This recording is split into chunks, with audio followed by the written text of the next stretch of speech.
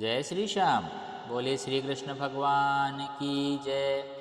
आज हम माघ मास के महात्म्य का 28वां अध्याय सुनने जा रहे हैं। यह अंतिम अध्याय है। अब तक आपने माघ मास के महात्म्य के सभी अध्यायों को सुना, आपका कोटिशय धन्यवाद। आइए अब माघ मास के महात्म्य का ये 28वां अध्याय भी सुनते हैं। ध्यान से सुनिए। वशिष्ठ जी कहने लगे, हे राजा दिलीप, बहुत से जन समूह सहित अछोल सरोवर में स्नान करके सुखपूर्वक मोक्ष को प्राप्त हो जाते हैं।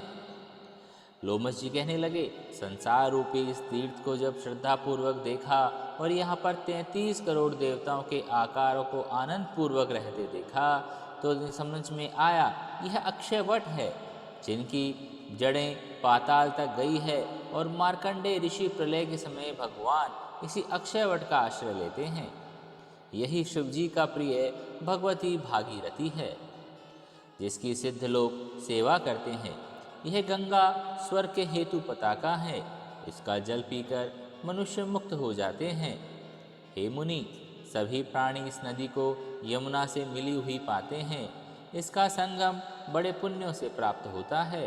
इसके स्नान से जन्म मृत्यु रूपी जो दावाग्नल अग्नि है वह उससे भी नहीं तपता, परंतु ज्ञान प्राप्त करके मुक्त हो जाता है। यहाँ पर स्नान करके सभी प्राणी बिना ज्ञान के भी मुक्त हो जाते हैं। इसलिए ब्रह्मा जी ने यहाँ यज्ञ करने की इच्छा की थी। इसी संगम में भगवान विष्णु ने स्त्री प्राप्ति की इच्छा से स्नान करके लक्ष्मी जी को प्राप्त किया। यहाँ पर त्रिशूलधारी शिवजी ने त्रिपर दैत्य को मारा था और प्राचीन काल में उर्वशी भी स्वर्ग से यहीं गिरी थी। स्वर्ग पाने की इच्छा से यहाँ पर उसने स्नान किया और नहुष कुल के राजा ययाति ने वंशधर पुत्र प्राप्त किया था। यहाँ पर इंद्र ने प्राचीन काल में धन की इच्छा से स्नान किया और माया से कुबेर के सब धनों को प्राप्त किया था। प्राचीन काल में नारायण और नर ने हजारों वर्ष तक प्रयाग में निराहार रहकर उत्तम धर्म का पालन किया।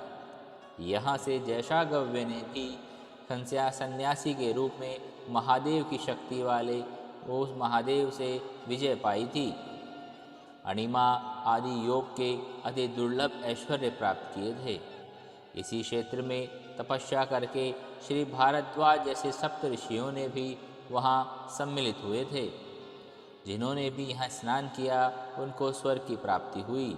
इसलिए हमारे विचार से तुम भी त्रिवेणी में स्नान करो। इस स्नान से पहले किए हुए तुम्हारे सब पाप नष्ट हो जाएंगे और संपूर्ण वैभव को तुम प्राप्त हो जाओगे। ऋषि के इस प्रकार सत्य वचन सुनकर सभी त्रिवेणी में स्नान करने लग गए और उसी स्नान करने से उनकी पिशाचता नष्ट हो गई। शाप से विमुक्त होकर उन्होंने अपना शरीर धारण किया।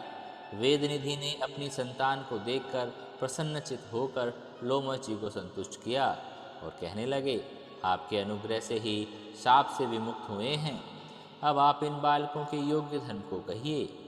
लोमश जी कहने लगे, इस युवा कुमार ने वेदों का अध्ययन समाप्त कर लिया है, इसलिए इन कन्याओं के प्रीति पूर्वक कर कमलों को ग्रहण करे। तब लोमश जी और अपने पिताजी की आज्ञा से उस ब्रह्मचारी ने 5 कन्याओं से विवाह किया। इन कन्याओं से सब मनोरथ पूर्ण हुए।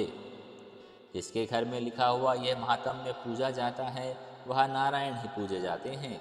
पुष्कर तीर्थ में, प्रयाग में, गंगा सागर में, देवालय में, कुरुक्षेत्र में, विशेष करके काशी में इसका पाठ अवश्य करना चाहिए।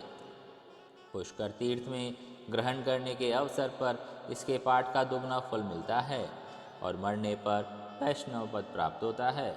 बोलिए श्री कृष्ण भगवान की जय। अध्याय समाप्त हुआ। यह माघ मास के महात्म्य का 28वां अध्याय था। बोलिए श्री कृष्ण भगवान की जय। राधा रमण की जय।